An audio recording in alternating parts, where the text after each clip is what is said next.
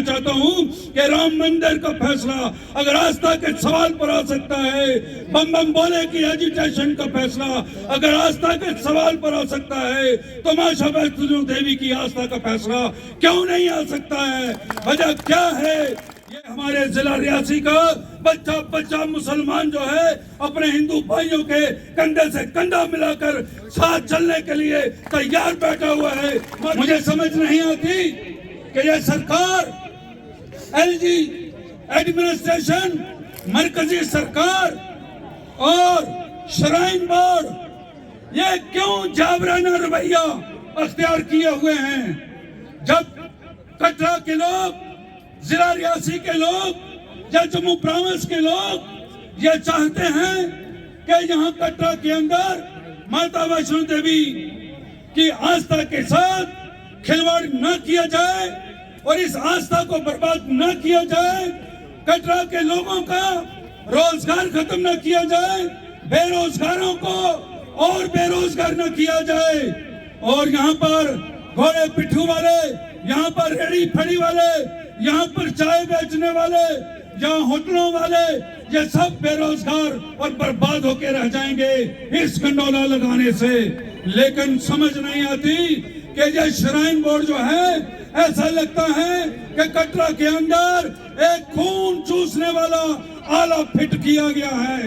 ये कटरा के लोगों का ही नहीं बल्कि पूरे देश के वो यात्रु जो जहाँ पर आते हैं ये उनका खून भी चूस जाते हैं। मुझे समझ नहीं आती कि इनका पेट भरता क्यों नहीं है। आपको पता है कि श्राइन बोर्ड की तरफ से यहाँ पर नारायणा हॉस्पिटल बनाया गया। वो हॉस्पिटल किसके लिए है? वो ब्यूरोक्रेटों के लिए है, बड़े अफसरों के लिए है, सरमायादारों के लिए है।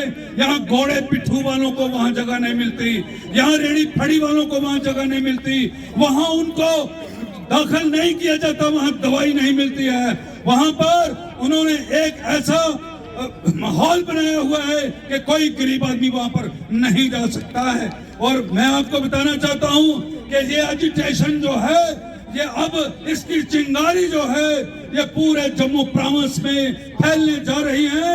एलजी एडमिनिस्ट्रेशन से कहना चाहता हूं और श्राइन बोर्ड से कहना चाहता हूं कि आप जानते हो कि यहाँ पर बम बम बोले की एजुटेशन चली थी, उसमें किसी ने ये नहीं देखा था कोई हिंदू, मुस्लिम, सिख, ईसाई, बुद्ध, जैन या पारसी सब ने मिलकर के जम्मू की आस्था का सवाल बना करके और अमरनाथ की आस्था का सवाल समझ करके वो एजुटेशन लड़ी थी। और वक्त की सरकार को ये घुटने जो थे वो टेकने पड़े थे।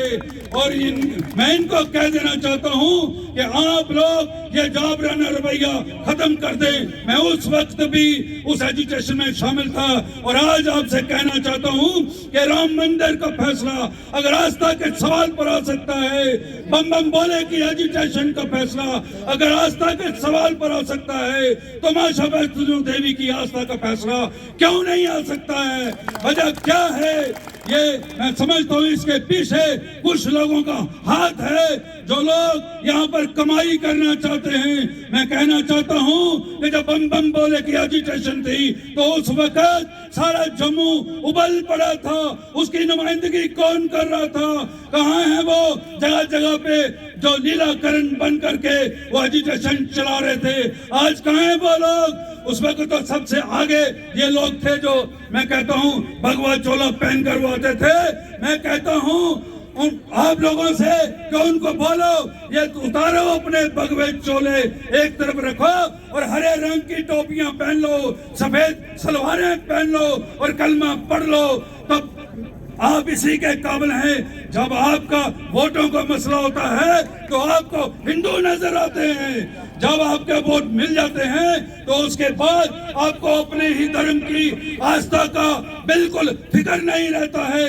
मैं आपको यकीन दिलाना चाहता हूं कि हमारे जिला रियासी का बच्चा बच्चा मुसलमान जो है अपने हिंदू भाइयों के कंधे से कंधा मिलाकर साथ चलने के लिए तैयार बैठा हुआ है, मर मिटने के लिए तैयार बैठा हुआ है। उन लोगों से बचिए जो हमें आपस में लड़ाते हैं, जात बरादरी के नाम से लड़ाते हैं। और इसके साथ साथ मैं ये भी कहना चाहता हूँ कि शर्म आनी चाहिए एडमिनिस्ट्रेशन को कि हमारे छोटे छोटे बच्चे जो आज अपने हक की लड़ाई लड़ते हुए वो वहां पर भूख हड़ताल पे बैठे हुए हैं, उनकी हालत खराब है, उनकी माएं उनकी बहनें वहां उनके साथ बैठी हुई हैं। और कुछ नौजवान, कुछ हमारे भाई और बच्चे जो जेलों में इन्होंने रखे हुए हैं, उनको फौरी तौर पर रिहा करें। वो कोई कातिल, गुंडे या बदमाश या मिलिटेंट नहीं है। उनके साथ जो सलूक किया जा रहा है वो अच्छा नहीं किया जा रहा है। मैं आपसे कहना चाहता हूं कि फौरी तौर पर उनको रिहा किया जाए।